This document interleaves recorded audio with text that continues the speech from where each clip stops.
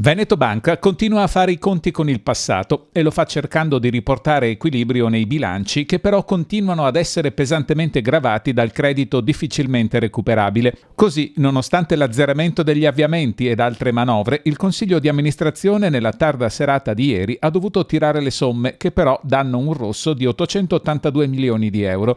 Accanto a questo dato pesante, però, va segnalato il risultato positivo dell'attività ordinaria della banca rispetto al 2014 e soprattutto il margine di guadagno sulle operazioni monetarie con un più 10% rispetto all'anno scorso. Luci e ombre di questa banca che, seppur con difficoltà, sta cercando di risalire la scala della credibilità, soprattutto in vista dell'aumento di capitale con emissione di nuove azioni e lo sbarco in borsa. Accanto all'azione economica c'è anche quella politica, cercando soluzioni ai massicci attacchi da parte di piccoli e grandi azionisti che vogliono soddisfazione rispetto al deprezzamento dei propri risparmi.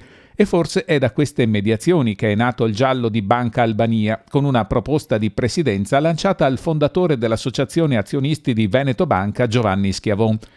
Dopo le indiscrezioni di ieri e la conferma dell'interessato, in serata era arrivata la smentita dalla dirigenza di Montebelluna, in un'altalena che non ha fatto altro che alimentare le perplessità di tutti. All'inizio era per il no all'SPA, poi in qualche modo aveva cambiato atteggiamento appunto sulla trasformazione e questo già da parte di alcuni soci era stato visto come una sorta di cambio di bandiera, insomma, diciamo, ecco. Adesso poi se veniva anche fatto presidente di una controllata della Veneto Banca, naturalmente questo sarebbe stato visto dai soci un po' come una sorta di, tra virgolette, tradimento, insomma, ecco.